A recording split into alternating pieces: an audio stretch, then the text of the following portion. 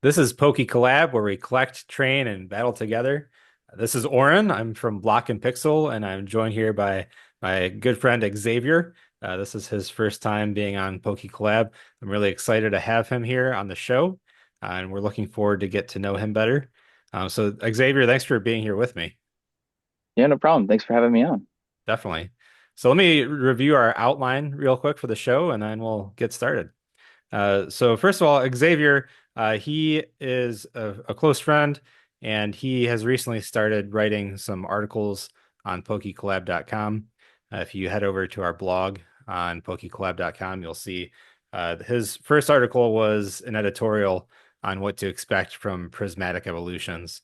So he'll be writing some editorials of what to expect of the new sets as they get announced and as we get more info on them. So we appreciate his efforts there. So for our outline, first of all, we're going to cover a couple of events that Xavier was able to participate in, live TCG events. We want to hear about that and just get a better feel for what live events are like for those of us who haven't really gotten to do too many. And then we're going to cover the evolutions that we're going to be seeing in prismatic evolutions. All of the SIRs have been revealed for all of the evolutions. And we're going to go over what they look like and what their attacks are and that sort of thing. And then we're going to talk about just some codes that you might want to take advantage of in Scarlet and Violet on your Nintendo Switch. And that'll pretty much do it for the show. So to get started, I just kind of want to get to know Xavier a little bit. So first of all, Xavier, uh, you're on a Pokemon YouTube show, so that tells us that you're interested in Pokemon. So really, how did you get started into Pokemon? Like what aspects of Pokemon are you into? And I'll leave it with that. All right, sweet. Yeah, I first got into Pokemon back in X and Y. That was my introduction to Pokemon. So Mega Evolutions were the new big hit right there. So I started getting into it. I had like some cards when I was young, and me and my friends would play together, but we wouldn't follow any of the actual rules. We would just play our own like made up rules, as I'm sure many people have. So after we were doing that, it was always something I kept my eyes on, and I watched the anime when I was younger, but I never really like got too heavy into it. Then fast forward a couple years until like 2 years ago, a friend of mine introduced me to the card game, and I was like, yeah, I'll check it out. I like Pokemon. And then from there, it's just kind of been more a part of my life where I've been able to take and play the card game more, be more into the video games, more into collecting them, sealed product, everything. So I like to collect the cards. I like to collect like sealed products. I like to take and play the TCG itself. Most of the things I do are all in person. And as you mentioned, I went to two events here recently, but some others within the last month or so. Okay, awesome. So you're primarily into the TCG, but you're also into the video games as well. Are you playing TCG Pocket too, or just the main TCG? Yeah, actually I've been playing Pocket here recently ever since it came out. I know there's some new things coming. Nothing, I don't know if they've made any official statements, but some leaks of some things to come. But yeah, staying tuned to whatever the Pokemon company wants to do with Pocket. Okay, sweet.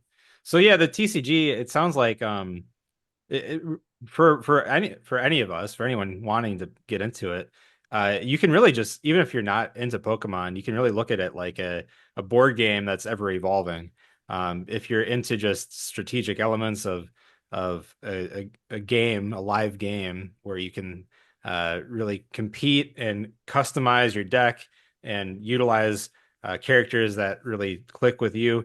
Pokemon, it has a lot that can really appeal to a huge audience. So I appreciate that you're really into the TCG and playing live. Ivan and I got to experience some live one-on-one stuff recently with the Surging Sparks pre-release, and playing live is really just a lot of fun. Now, when it comes to your sealed collection, what is like your number one sealed item in your collection? Oh man. I feel like I have a lot of brilliant stars. And I like that set. If you look at the set, it had the Arceus V Star. It was the introduction of V Stars too. There's the Charizard V, that V Star, that full art, the illustration rare.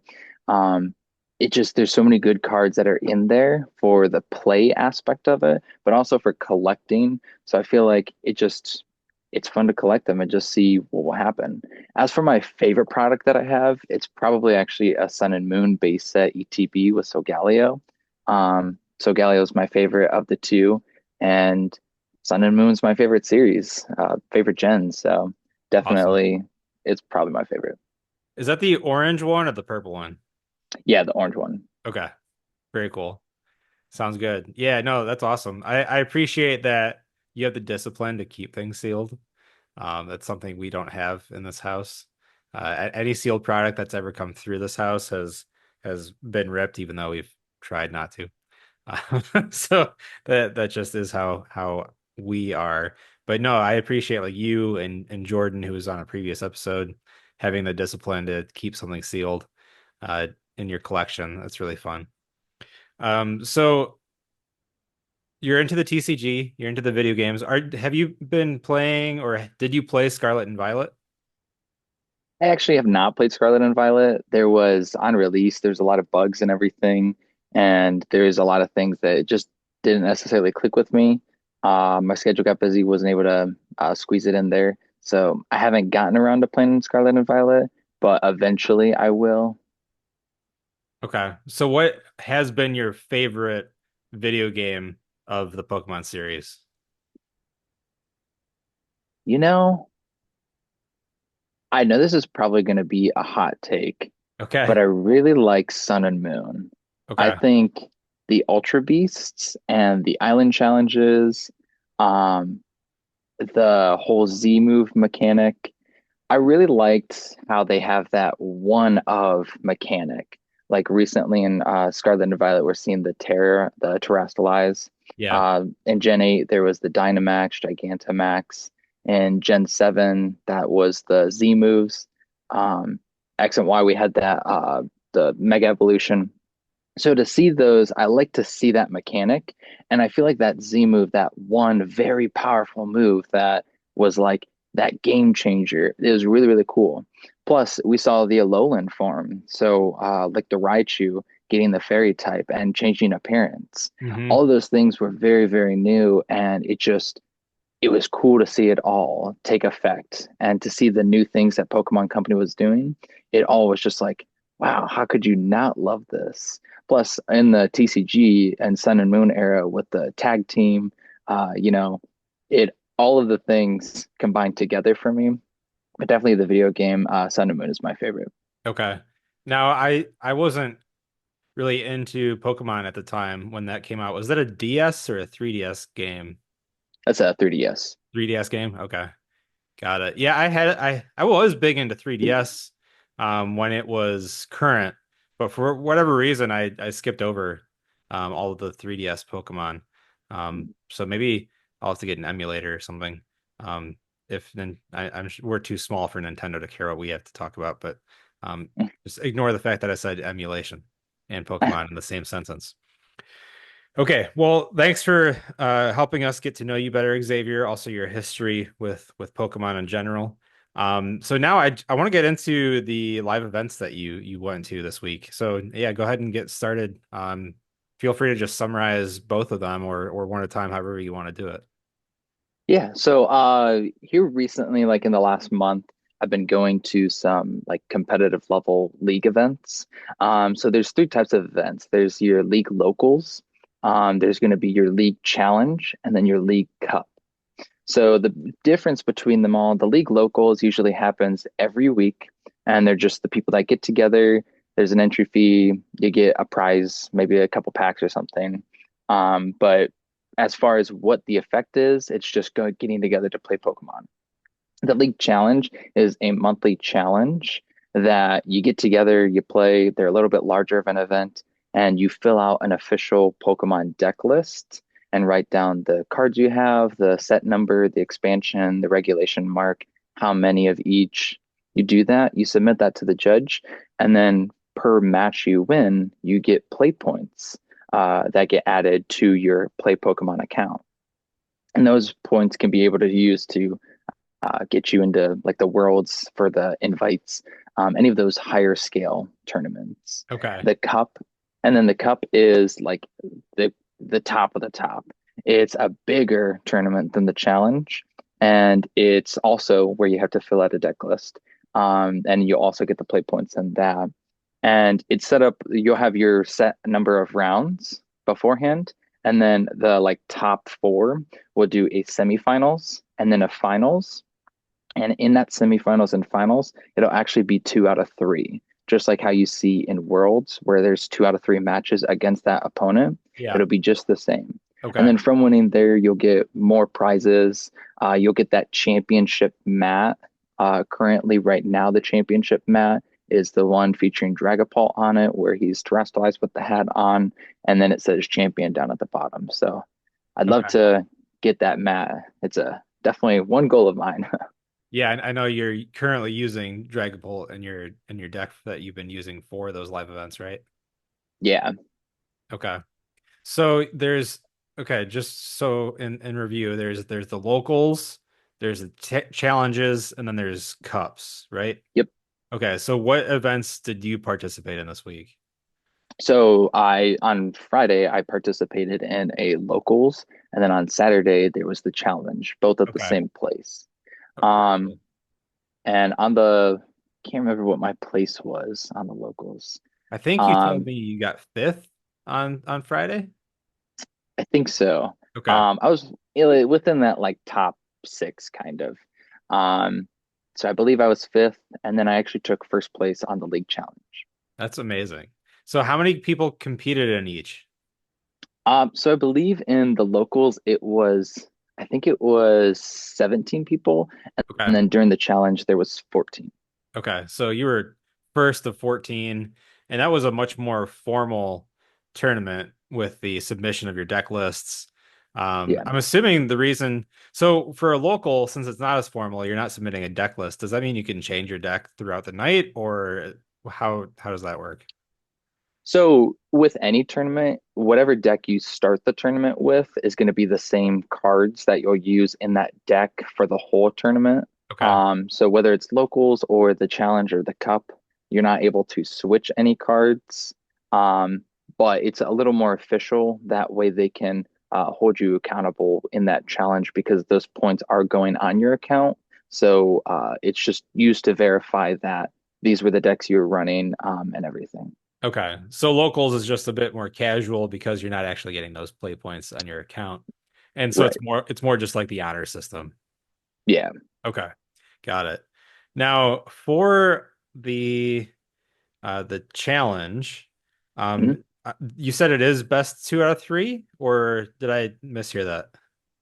For the cup, it's best 2 out of 3. But Okay, during the challenge, every opponent you'll go against will just be one of one match. okay, got it. So how many matches did you play on Saturday at the challenge? So I played four and I went 4-0.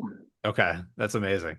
And so we already mentioned it, but you're using a Dragapult deck. What other Pokemon are in your lineup, and also like what are some of your main trainers? Yeah, that's a really good question. So I actually also have been trying a new deck out, that Raichu Bolt EX, that ability to be able to discard energy and do 70 damage per energy that you discard, and then using Ogre Pond to be able to Teal Dance and attach that energy from your hand. It's a really aggressive deck and it works really fast. Okay. That's actually what I played during the challenge, but on locals, and previously before, that's what I play. I played the Dragapult deck. So focusing in on the Dragapult deck though. So Dragapult, the whole gimmick is Phantom Dive. That's your main attack on Dragapult EX. It does 200 damage to the opponent's active, and then you can put 6 damage counters on your opponent's benched Pokemon in any way you like. Hmm. So it has a fire and a psychic energy as it's a dragon type card. And the weird thing about it is there's no efficient way to be able to attach those. You Okay. could magma basin and then energy switch over, but that's very gimmicky. You could use a Xatu, that clairvoyant sense, I believe it is, to attach a psychic energy to your Dragapult. But what actually can work better is the A-Spec Sparkling Crystal. And Makes what it does so that that do? yeah, so it's the Terra Pokemon this Pokemon tool is attached to. It has one energy less in its attack, and that energy can be of any type. So that Okay. way you can attach the Sparkling Crystal, and then you can get either a fire or a psychic energy, and then that way you just have to attach one energy, and then you can do that Phantom Dive attack. Okay. Now, with that being an A spec, are there any trainers in that deck that allow you to either pick that Pokemon up out of play so you can get that A spec back in your hand to attach it again, or is there anything like that in that deck? Yeah, so I actually run 4 copies of Arven in that deck because you're able to grab an item and a Pokemon tool. So Hmm. I'll either grab that sparkling crystal, and then the item could be a rare candy to evolve into the Dragapult. But that way I can set up really early. And the whole idea with the Dragapult is spreading damage and being very aggressive very early. So if went first and it was my second turn, I'm able to attack on that second turn. So I'd be able to rare candy into the Dragapult, Okay. attach the sparkling crystal, and then be able to do that Phantom Dive. And then also set up some Dreepy into Dracloak and Dragapult on my bench. I also run a Duskull and Dusknoir. I run the Dragapult Dusknoir variant. So he has that ability, Cursed Blast, where it knocks itself out, but you put 13 damage counters on one Pokemon. Yeah. That, that can be nice if you're going against like a Charizard or something where you're able to uh, get more damage on it. Even just like knocking out immediately like a Radiant Greninja. Hmm. It depends on where you, excuse me, it depends on what you want to do with that damage counters. But if all things work out really well, you can take up to those 6 prizes in one turn. And I actually had that happen during the locals, where I was able to take 5 prizes in one turn. That's wild. Yeah. That's fun though. That's yeah, I've gone up against that deck with the Dust Noir variant on TCG Live, and it's a fun deck to play against. Also difficult to play against. Like I've had some wins, but I've had losses too, and like anytime I'm knocked out by a Dust Noir, it's just irritating. Like I know I get a prize point too, but it's just like it's just so frustrating to be on the opposite end of that. Yeah. So thanks for going over your deck that you used at the local league event. Now, what about your deck that you used at the challenge that you won with? Yeah. So the Raging Bolt, as I said, it's Raging Bolt is your main attacker, and then Teal Mask Ogerpon is your like support Pokemon.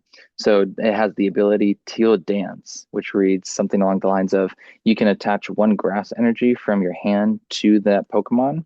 If you do, you draw a card. Okay. So that's really nice because you can get that energy out into play, and then you draw a card to be able to get maybe another energy, get some item cards to be able to use. And then the Raging Bolt has that attack Bellowing Thunder. Discard a number of energies and then 70 damage per the number of cards you discarded. So what's really nice about that is if you run energy retrieval, super energy retrieval, you're able to put all that energy from the discard pile right back into your hand, which you can then attach for turn, or you can be able to teal dance again. And the main supporter that you're going to use is Professor Sada's Vitality, which is it lets you take 2 energies from the discard pile and attach them to 2 of your ancient Pokemon, one per ancient Pokemon. And Okay. then if you do, you draw 3 cards. So you really get to kind of control what's in your deck to be able to see a lot of cards. And if you run a Pokestop like I do, then you're able to discard 3 cards and take any of those item cards. So it works really fast. You can draw a lot of cards really quickly, and you can set up, and then you can do a lot of damage. So it's Okay. very aggressive and very quick. So what are the various methods? I think you already said a couple of them, but just so I can get it clear in my head, what are the various Mhm. methods to accelerate getting energy to that raging bolt? So with the Raging Bolt, you can attach an energy for turn, obviously. The Bellowing Thunder attack is a fighting and a lightning energy. So you'd actually see 3 types of energies being run in the Raging Bolt deck. So ideally, you're able to discard like a fighting and a lightning to your discard pile with maybe an Ultra Ball or an Earthen Vessel, which you can grab more energy from. And then you'll profess a Sada to be able to attach the opposite energy that you already attached for turn to that Raging Bolt. Attach that opposite energy onto the Raging Bolt, and then you'll already be able to meet the requirements to do the attack. Okay. And Teal Mask Ogerpon, is that a basic? That is, isn't it? Yeah, it is a basic. It's an And Raging EX. Bolt is a basic too, obviously. Are there Mhm. any stage one in this deck, or it's all basic? No, so all the Pokemon in this deck are basic. Okay, that's cool. That definitely is a fast-paced deck then. Yeah. And I know that from the previous worlds, fast-paced decks have been typically taking over the scene lately. Oh, definitely. Yeah. So, okay, here's a question about live events in general. And it's something that I think prevents me from doing it. It's a psychological thing. Mhm. From doing it more often. Like pre-release is easy because everyone it, it's a level playing field. Everyone gets the same stuff. You're all playing with a generic pre-made deck from the Pokemon Company for that new set. You get some packs, you customize it a little bit, but like we're all new to the cards, we're all new to the set. You don't control what's in your deck, not really. Um, just you get some minor tweaks here and there from those packs. Yeah. So that's easy to get engaged with. But when it comes to like the this locals thing and the challenge, it can be intimidating to think, well, I have a deck made that I like and that might have been workable in the meta previously to, I don't know, when Stellar Crown came out and when Surging Sparks came out. And now I'm just worried that it's not going to play well. I play on TCG Live. I see what people are using on that. They're using the new stuff. So like you talk yourself out of going to live stuff because you're worried that everybody else is going to have the new meta decks and that your deck from 2 sets ago that was playing decently is just going to be completely obsolete at this point. So like, is that really something to worry about, or are people not necessarily utilizing the new stuff when it comes to live events? Is there any reason why, like, if you have an older deck, not to go?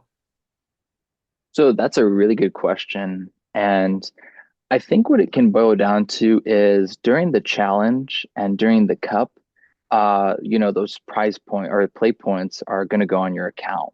So people are shooting for that first place. They're going to be more competitive. The local league, it's more casual. People are just getting together and playing decks, whether they win the night or whether they lose the night. Everybody each can all be in good standing with each other. Whereas with the more competitive scene in the challenge, you're going to see more of those top meta decks. Like right now, there's the Regidrago, the Raging Bolt, the Terapagos, the Charizard, the Lugia. So in the local league, you might see more experimental things where people are just kind of having fun and trying things out. If you were curious how the events work, I think definitely the local league is what you want to try first. Reach out to your local card shop and you can see if they're eligible for the league. And then they'll have a day during the week that they regularly meet at. Okay. As for the challenge, you're gonna see those like top meta decks. So you kind of do have to be more prepared for that. Um, if we look at like Surging Sparks, the new set that just came out, there's some cards in there that people are gonna put into their decks. Miraidon's gonna benefit from the Pikachu. There's the Terra Orb that might benefit with like the Terapagos or maybe be seen in like the Dragapult deck or something. Raging Bolt can benefit from the Latias EX, which gives basic Pokemon a free retreat. So that way you don't have to worry about using a switch card or anything. You can, if they gust something up into the active, you have a free retreat to put whatever you want up.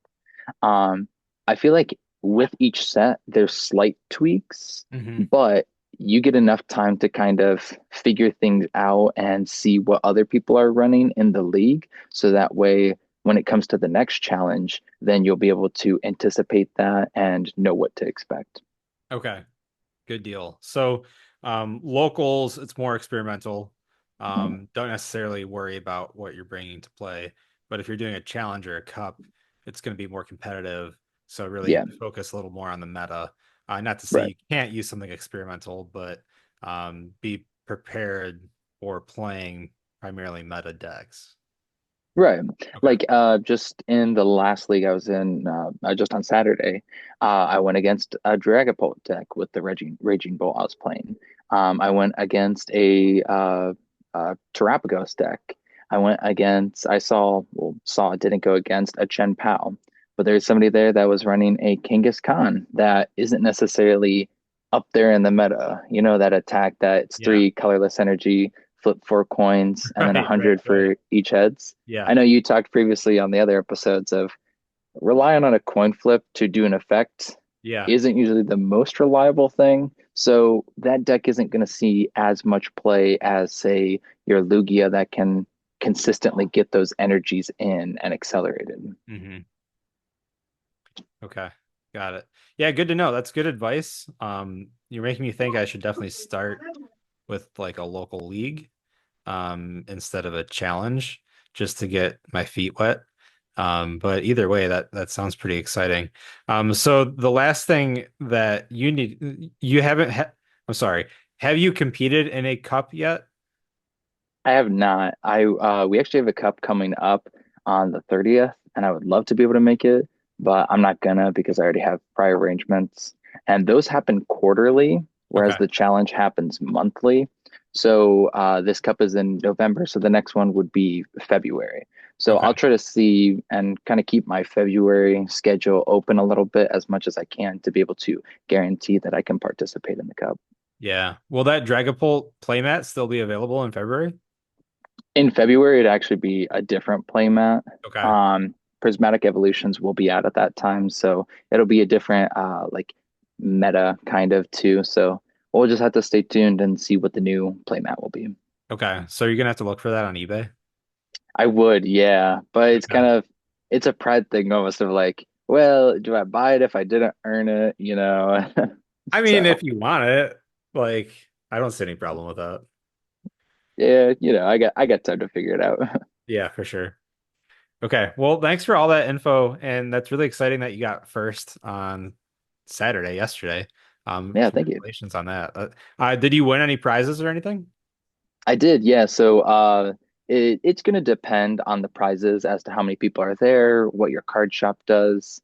Sometimes in first place, you'll get a booster box. Sometimes if there's not a lot of people, it might be like an ETB.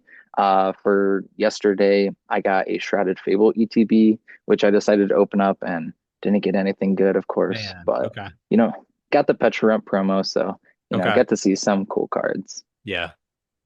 Well, that's cool. Congratulations. That's fun regardless of what the prize is. And the prize is really just gravy. So Yeah, that's awesome. And then thanks. since it is an event where you get points for, is this like our league challenges and league cups, are those events posted in like a database or archive online anywhere? Yeah, so if you to do like the challenges and the cups, you'll have to have a Pokemon account and a player ID.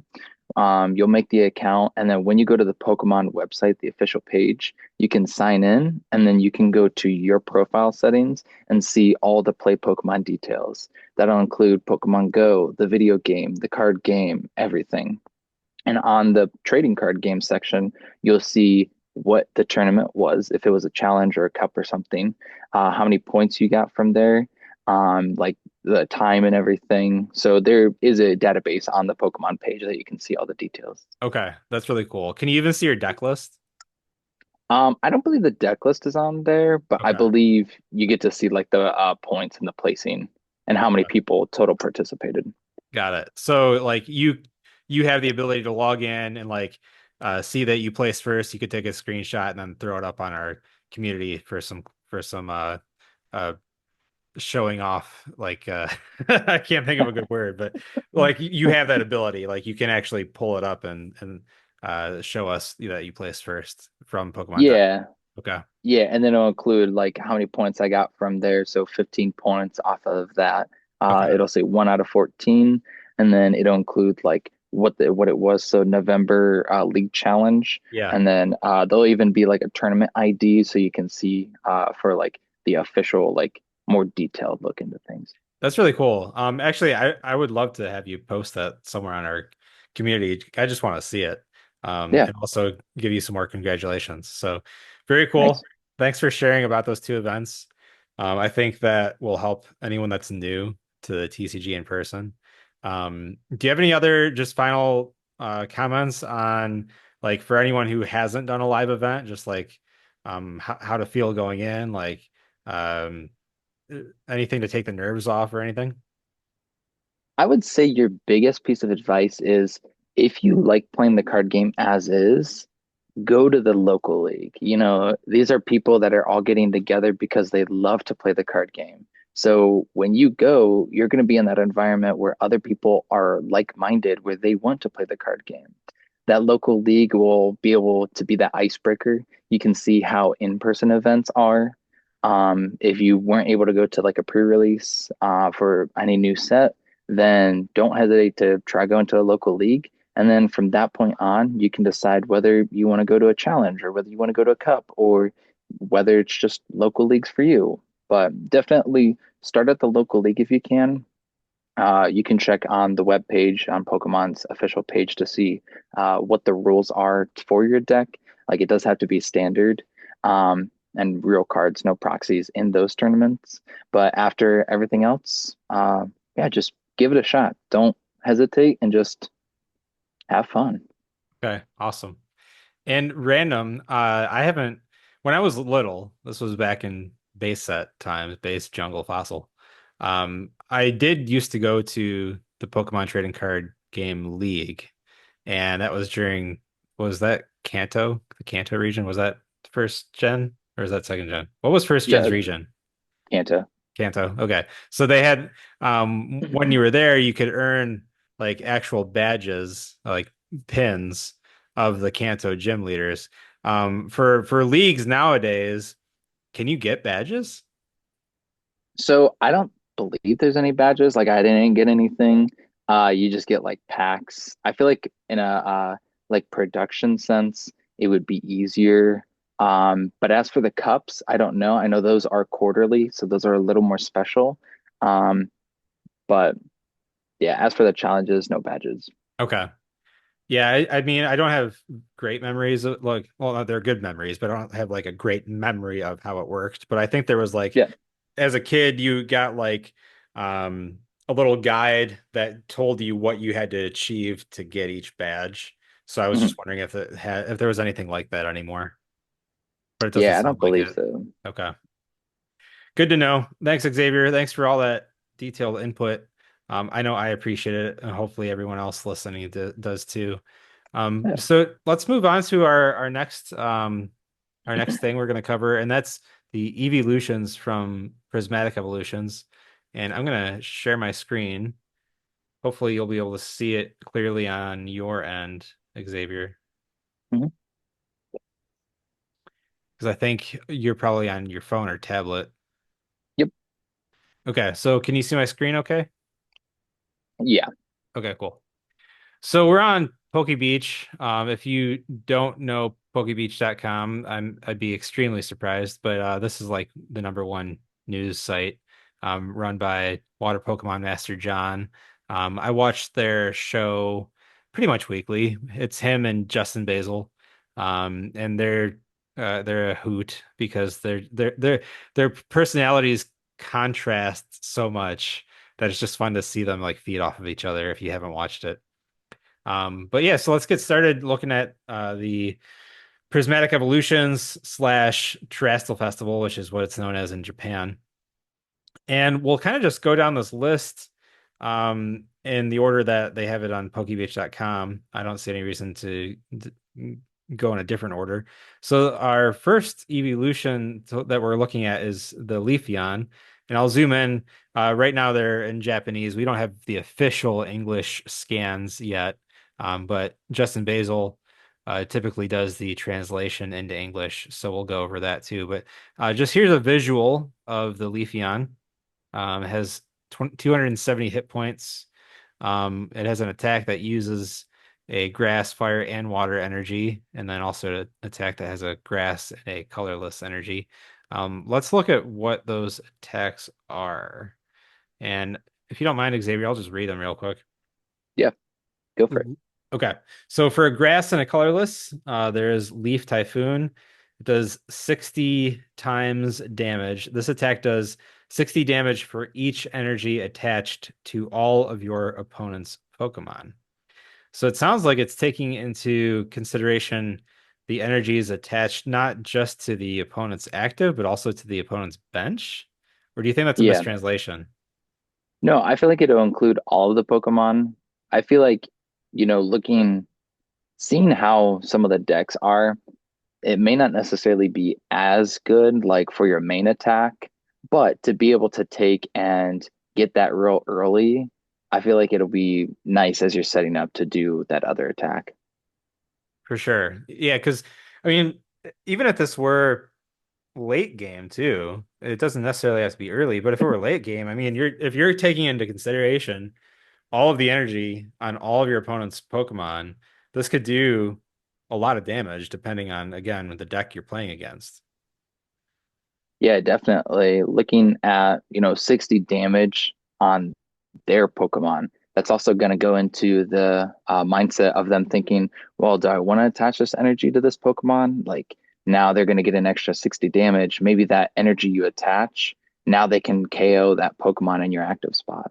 Right, for sure. It's kind of like how I second guess knocking out a Pokemon when I'm playing somebody that's using Charizard EX.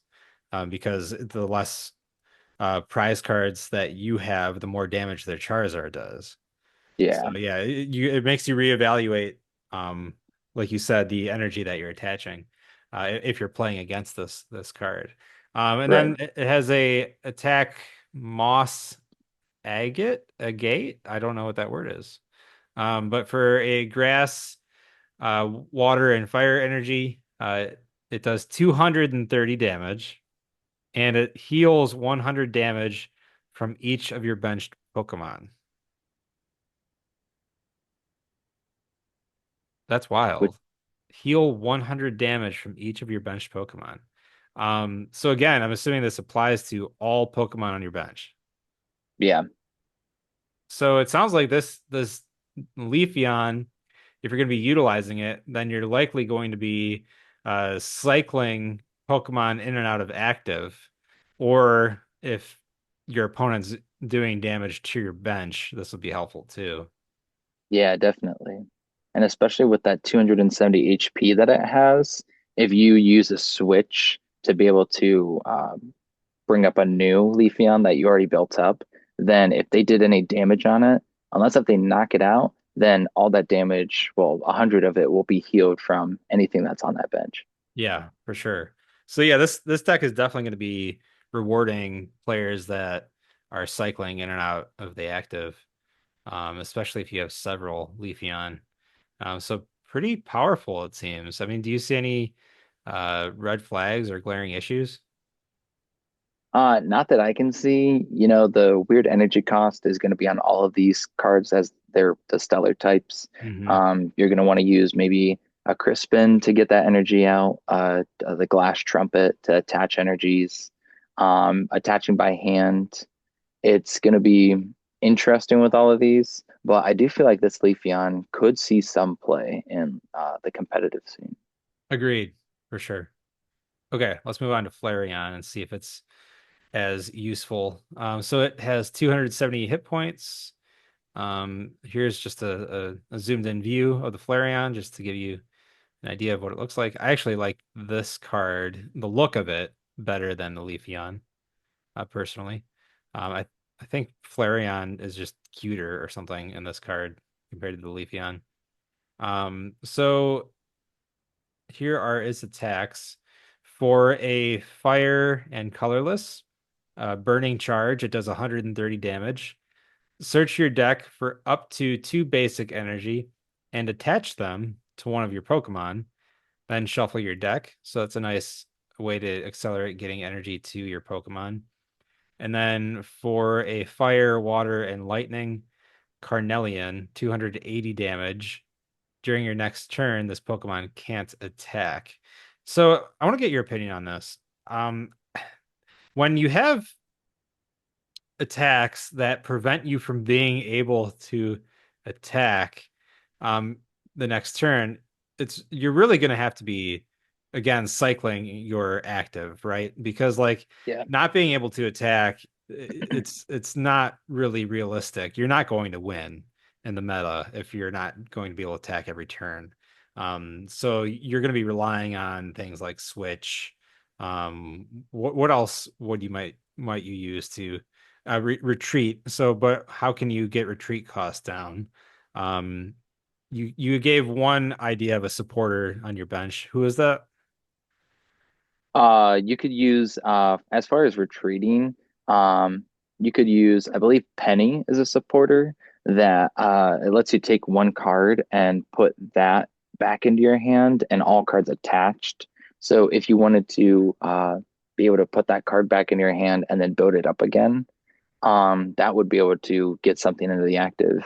Rescue board makes the retreat cost one less. So if you're okay getting rid of one energy, then you could use retreat board, rescue board, my bad.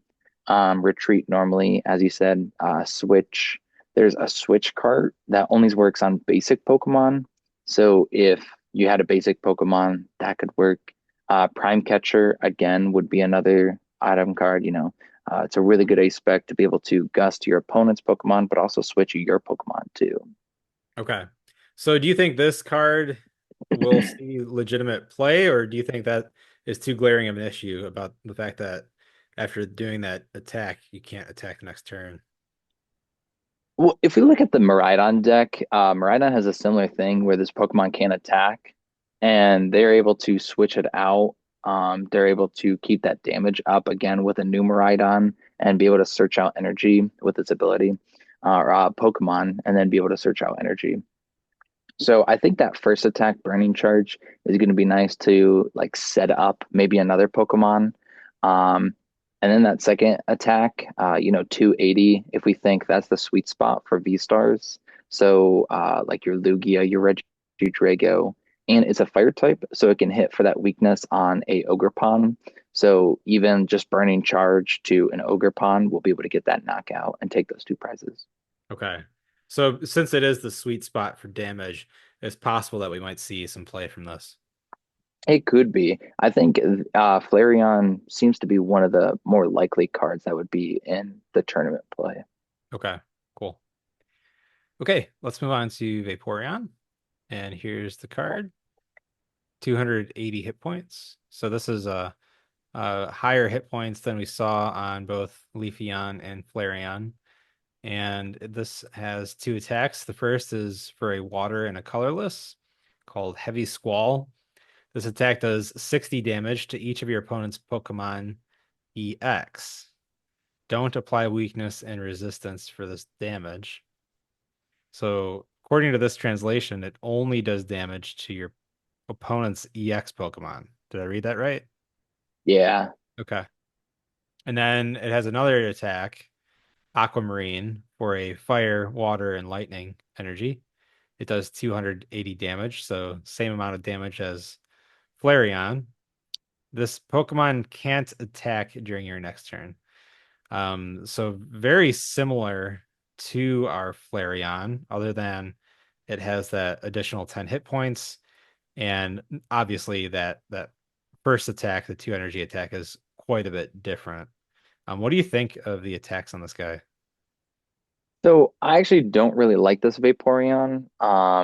It's the first attack doesn't seem very it doesn't seem like it's going to have a lot of utility.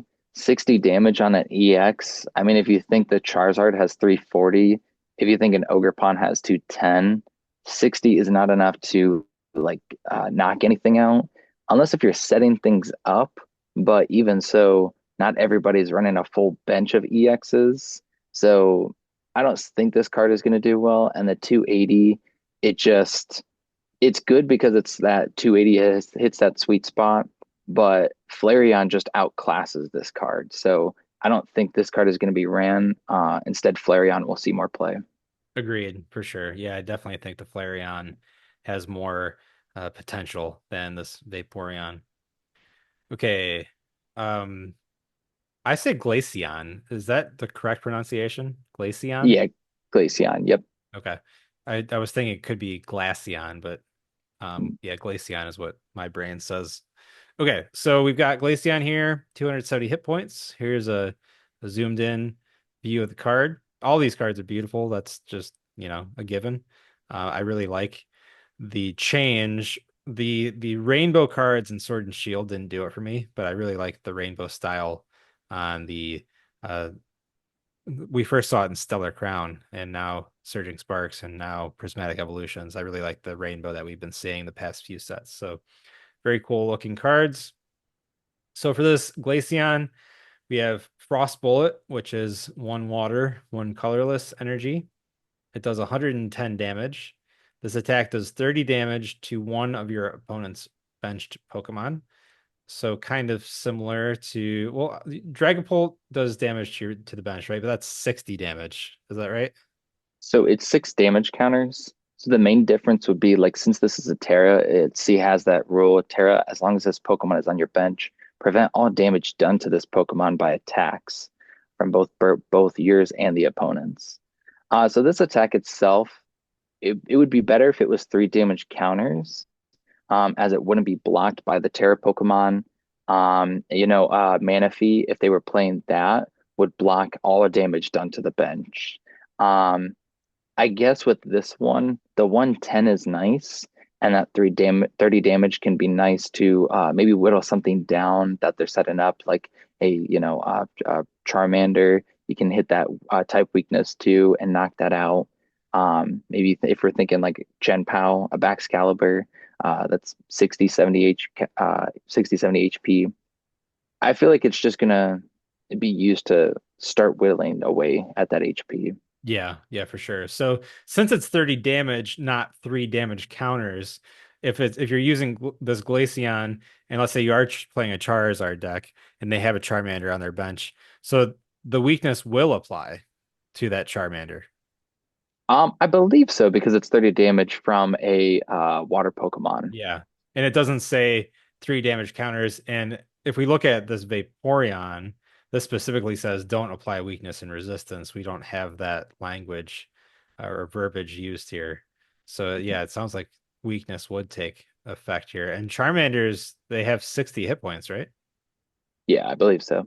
So this could be a potentially good deck against, or a good Pokemon to use against the Charizard deck, potentially.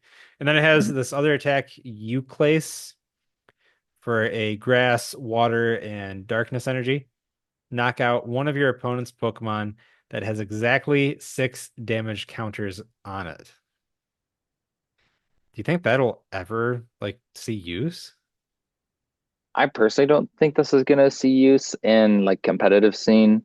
Frost Bullet is nice because you do that 30 damage, so you just Frost Bullet twice, and then you can Euclase to be able to knock out. It does say knock out one of your opponent's Pokemon, so it's not limited to the active spot. Hmm. If we look at like Dusclops with the Curse Blast that does 5 damage counters, or Radiant Greninja that is able to move damage counters from one of your opponent's Pokemon to another, then you might be able to set up Euclase to be able to take a knockout every turn. But I just feel like it's going to be really gimmicky and it's not going to be as practical. Agreed. Agreed. Oh, one thing I just wanted to note real quick. Uh, with these Terra evolutions, all of their types are still their actual type. Um, Yeah. so it's unique in that these Terra types are again their actual type as opposed to what we've seen with most sets utilizing Terra Pokemon. So that's an interesting little Mhm. detail. Let's move on to Jolteon here. Here's the card, 260 hit points. So far this is the lowest hit point evolution we've looked at. And it has two attacks. One is Flash Spear for a lightning and a colorless. It does 60 plus damage. You may discard up to 2 basic energy from your benched Pokemon. This attack does 90 more damage for each card discarded this way. that has, I think, potential, especially with a lightning deck where typically what we've seen with lightning decks is the acceleration of energy to your Pokemon. So I can see that being used to deal a lot of damage from a lightning deck. Uh, any commentary on that one? Yeah, I think also that 240, that's a good amount of damage. And with the acceleration that lightning has, it works really, really fast. So this might see some play, although it might be outclassed also, like by the Raging Bolt, doing a similar thing, discarding any number of energies and then doing 70 for each. So it may see play, but it may be outclassed. Okay. Oh, I didn't see that you may discard up to two. I was like that went in one ear out the other that you can only do two. For some reason, my brain assumed you could do as many as you want.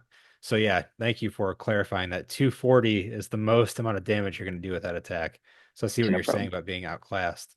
Then it has the attack Dravite for a fire, water, and lightning energy. It does 280 damage. Again, this Pokemon can't attack during your next turn, so similar to what we saw with the Flareon, his 280 damage attack. So again, the same things apply when it comes to needing to be able to switch out that Jolteon, but like just like with how lightning decks seem to accelerate energy, I've also seen that it seems like lightning decks typically um, allow for switching out your Pokemon faster. So it might work better with Jolteon compared to Flareon. Um, that's just kind of like based on what I've seen in play. Yeah, I mean, it could be see more play. I don't know necessarily if a duck would be built around it, but maybe we'll see it tossed into the Miraidon deck or something.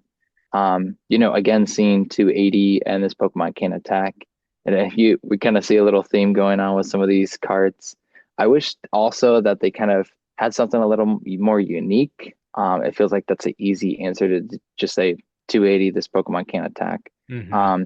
But this might see some play. I think it would be in Miraidon though. Yeah, agreed. I could see it being again, like you said, not the foundation of a deck, but perhaps an accessory Pokemon potentially. Okay, and then we'll move on to Espeon here. Espeon has 270 hit points. I wonder how they determined which evolution had how many hit points. Because, like, again, we're seeing this Jolteon has 260. It definitely is the lowest hit points of all of the evolutions that we're looking at today. So yeah, I wonder how they figured that out, or determined which evolution would get what amount of hit points. But let's look at the attacks for this Espeon. First is Psych Out. Um, Unlike the other evolutions we looked at, Psych Out uses three energy. It's a psychic, a colorless, and a colorless. It does 160 damage. Discard one random card from your opponent's hand. From a practical way of play, how do you think discarding one random card from your opponent's hand would work in live TCG? Like So in a in, real bet, not TCG live, yeah. live TCG. So in-person events, it'd probably be they just show their hand to you, not reveal it, but you would be able to see their hand. Like And upside then down. yeah, and then you would just see like the card sleeves, and then you would just pick one card, and then that card would be discarded. Okay, got it. That makes sense. And then it has a second attack, Amethyst, for a grass, psychic, and darkness energy. And the attack says devolve each of your opponent's evolved Pokemon by shuffling the highest stage evolution card on it into your opponent's deck. That's rough. You're not doing any damage, but you are disrupting your opponent's play dramatically, depending on if they're utilizing evolution Pokemon. If we're going against Xavier's Raging Bolt deck, this would have zero impact whatsoever. Um, Do you think an attack like this will see any play? So I think there's an archetype called control, which is basically you kind of hinder your opponent, maybe like item lock, where they can't play item cards from their hand. Maybe you attack their hand directly instead of their Pokemon. This Espeon seems like a card that's built for control. You do have some damage there with Psych Out doing 160, but that effect to discard one random card from your opponent's hand is really nice. If we think of a rare candy, you're able to run four in one deck. If you're running against a Charizard or against a Dragapult or anything that's going to try to use those rare candies to jump that evolution, this would be perfect because it's going to take that down one step. So that highest stage is then from Dragapult right down to Dreepy. So now I have to either get a Drake Cloak and then Dragapult, or if I have any rare candies left, and I have to do a rare candy again to get into the Dragapult. So this card could definitely see some play and could be in that control archetype. Okay, cool. Thanks for enlightening me on that. You definitely know more about the TCG and the different types of decks. So thanks for bringing to our attention that control archetype and that this could see play in that. I could see how that could become extremely irritating to play against, especially if you're using like a Dragapult deck or a Charizard deck. Um, right now I'm experimenting with an Archaludon deck. It wouldn't affect me nearly as much since that's a stage one, but even still, it would be pretty frustrating to just deal with having to find Archaludon again, get evolved again. So yeah, this could be extremely irritating, especially for those decks that utilize stage two Pokemon. Now, what do you think about the energy cost though? Now, the energy cost, I guess, is a little weird. It's a grass, psychic, and dark. We can't use Dark Patch because it's not a dark Pokemon. I think again, it's just going to be using a Crispin to attach an energy, using Glass Trumpet, and just Earthen Vessel to seek out whatever energies you need. And you're just going to have to attach return.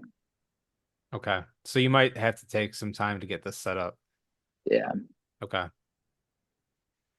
And moving on to Sylveon, HP of 270.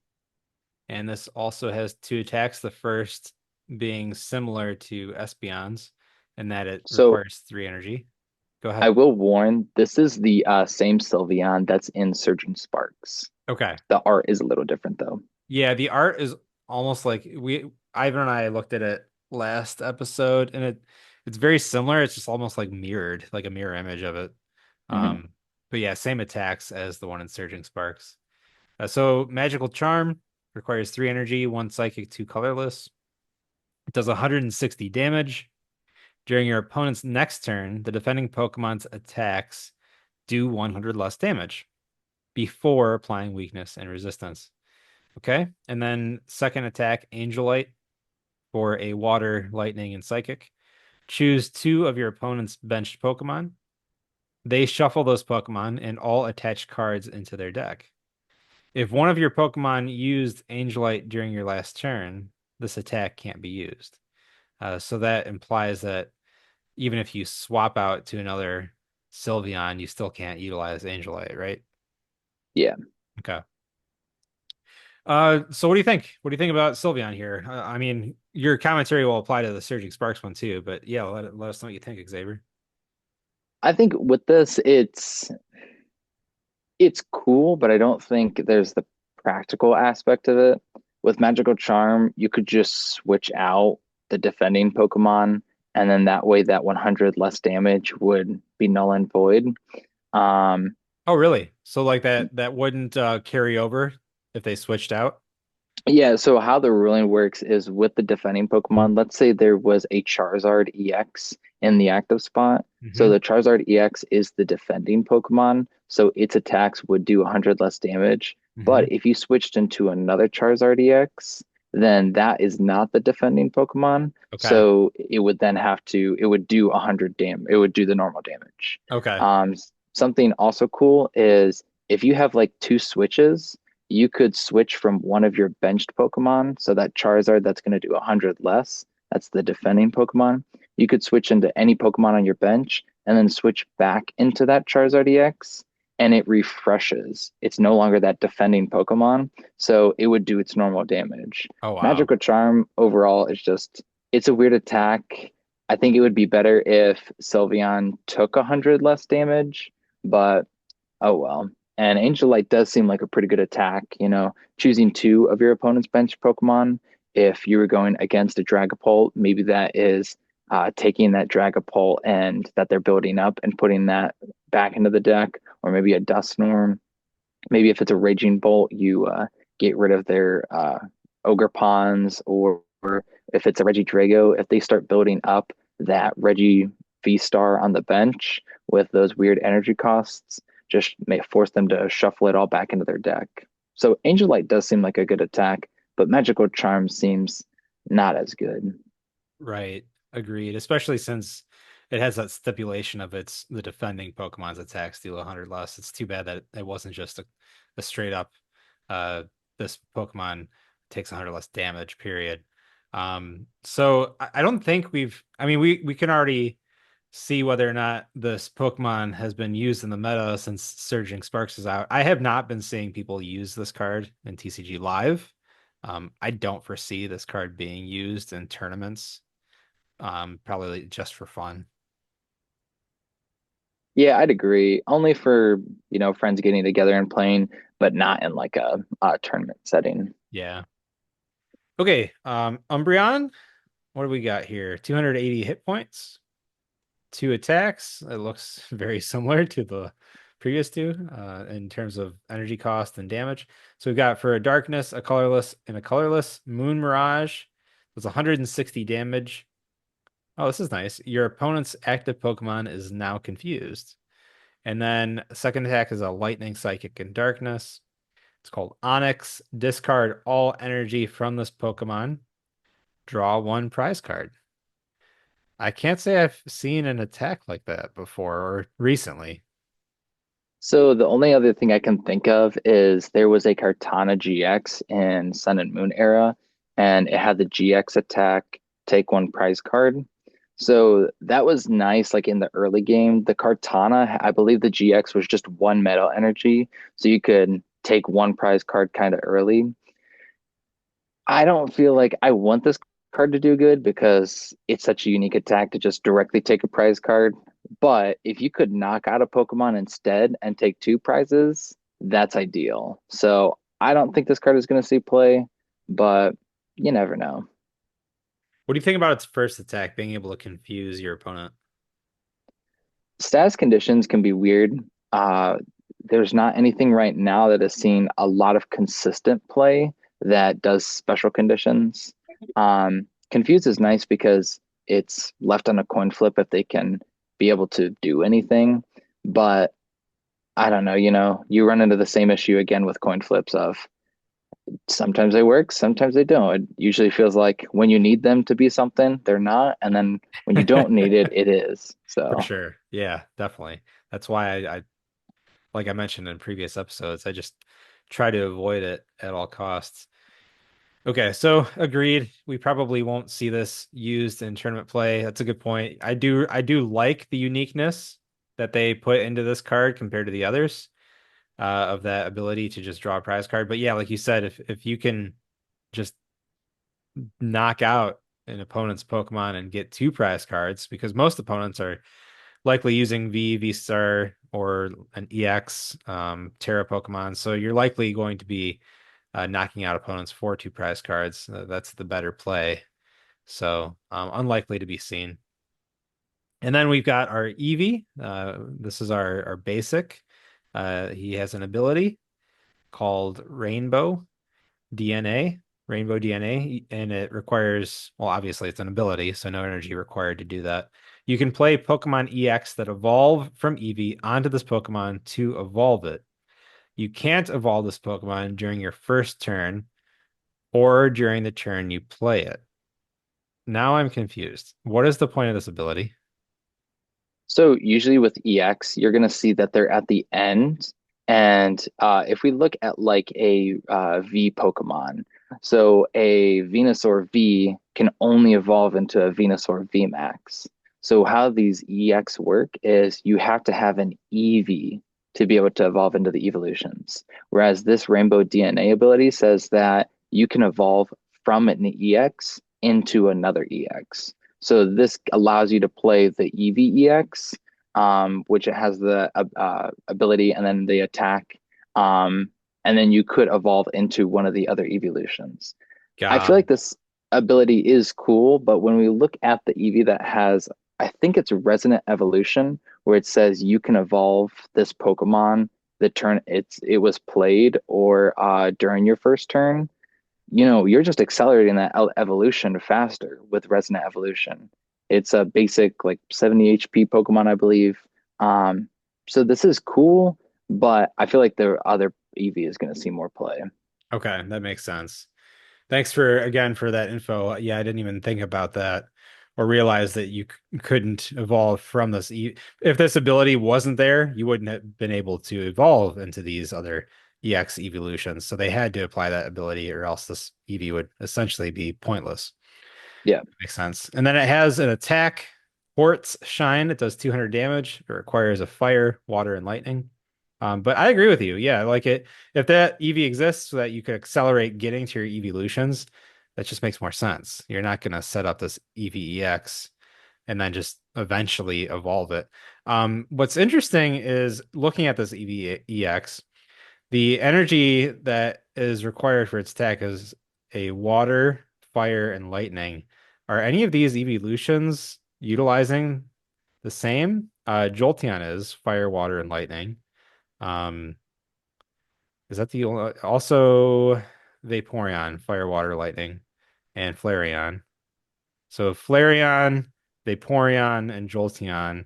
Um, so if you were ever to actually use this EVEX's attack, those would be the only three evolutions that you would actually evolve into and can be able to still utilize those energy. Does that make sense? right. Yeah, and I think a little nice nod is, we think the fire type Pokemon of the evolutions is the Flareon, the water type is the Vaporeon, and the lightning is the Jolteon. So all four, the EV and those three evolutions, all have that same three energies. That is a cool nod. Thanks for pointing that out. So yeah, I mean, I guess if you want to, this is going to be another for fun card. Like if we're actually going to see any of these evolutions in the true meta, it's going to be that EV that you mentioned, the basic that can accelerate the evolution on that first turn or when you play it. Do you know what set that EV's from? Um, I do not. I want to say it's Stellar Crown. Okay, let me see if I can just search for it real quick.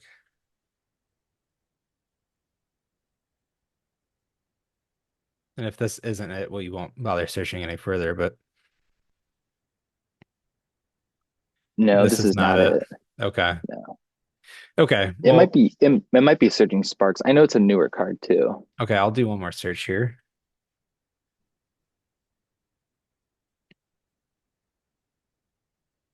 Yeah, this is the one. Okay. Yeah, awesome. Boosted evolution. Okay, so let's read this. As long as this Pokemon is in the active spot, it can evolve during your first turn or the turn you play it. This is a much better ability. Yeah. Very cool. Okay. Good call, Xavier. That's cool that they released this EV with the Sylveon, right? Sylveon's and Yeah. Surging Sparks. So Mhm. yeah, they kind of hooked us up by getting this card into Surging Sparks, prepping us for prismatic evolutions. Okay, let's go back to our list here. Um, did you want to look at these two trainer cards? I feel like we can let the viewers look at that on their own. I feel like we just wanted to focus mainly on the evolutions, see what their impact and the play might be. We also have here on screen is all the basics. So these are the non-EX versions.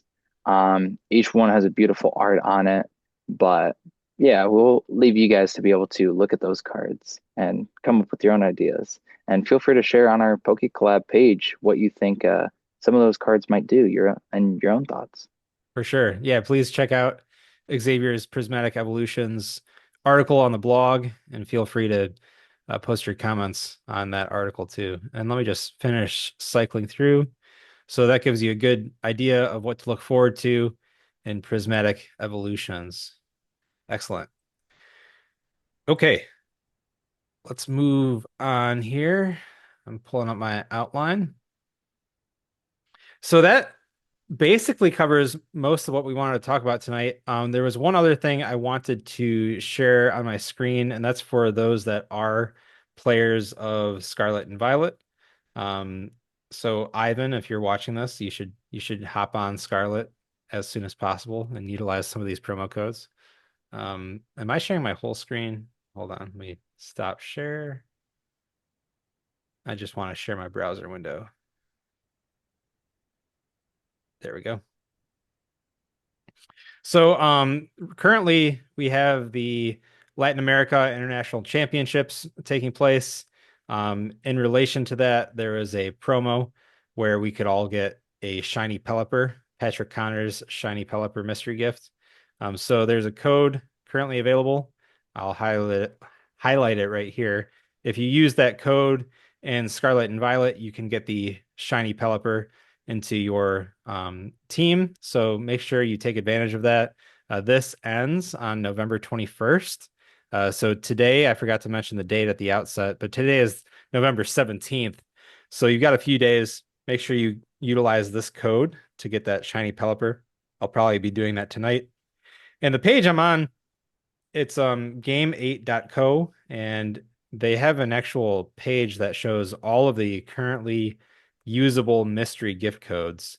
So I was excited to find this tonight because I'm gonna go on to my Pokemon Scarlet game and put in all these codes tonight just to see what works and what doesn't. But they also have a list of when each of these codes start and end.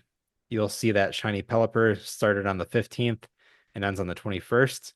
Another set just to highlight is that you can get the Fuecoco and the Quaxley right now that are part of the new anime, the new Netflix Pokemon anime series. I think these are two of the characters, Roy and Dot, and these are their Fuecoco and Quaxley. You can get those into your game. Unfortunately, the Sprigatito already happened. We missed the boat on that one because that was in late September that ended, but at least these two are still available. So if you play the Scarlet and Violet video game on Switch, make sure to utilize these mystery gift codes. I know I will be tonight. So just a little quick public service announcement there before we sign off. Xavier, thanks again so much for being on here today. Ivan couldn't be on, he's out of town. So we appreciate you filling in here on the show with me. And I look forward to having you on again, probably within the next week or two, because Ivan will be off the next several episodes.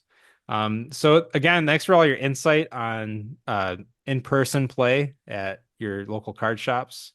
And also just being a member on our site and being a contributor on the blog too. We really appreciate it.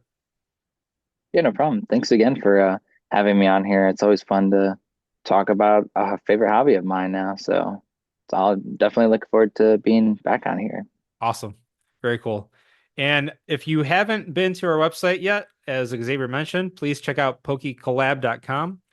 We have a blog. It's also a community in general, so feel free to post as much as you want on any of our various categories. And really, it's a wide array of everything that you can touch on, whether it's the TCG, the video games, TCG Pocket. So yeah, please check out pokecollab.com. And if you sign up, which is free, you'll get an alpha badge if you're one of the first 100 members, and that is still available. So please check out pokecollab.com. And Xavier, Ivan, and I all hang out there, as does Jordan from a previous episode. So we look forward to seeing you there. And also check out our merch site if you're into our show. One of the best ways to support us is, first of all, by telling people, by joining pokecollab.com, and then by showing off our logo by wearing it either on a shirt or on a pin or something like that. So please check out our merch. You can find the link to our merch site from pokecollab.com. Okay, well, that does it for this show. Again, Xavier, thanks for being on with me. I appreciate you being here. Yeah, no problem. It was And enjoyable. we will have you back soon. And again, this is Poke Collab where we collect, train, and battle together. And we will see you soon. Take care.